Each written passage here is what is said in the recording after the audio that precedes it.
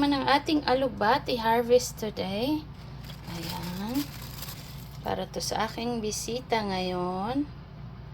Para may dadalhin mamaya. Ayan po, tingnan nyo. Napaka-healthy niya.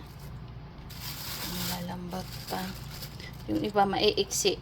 Kasi lagi akong nag-harvest habang nagpo-produce pa. At saka the more mo siyang i-harvest, the more siyang mag-produce ng more steam.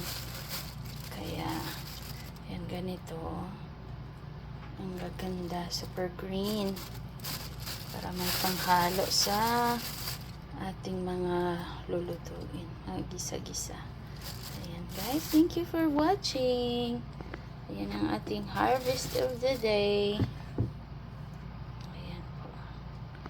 Ang ganda ng ating alugbati. Mas maganda pa sa may-ari. Ayan, thank you so much guys. Thank you for watching.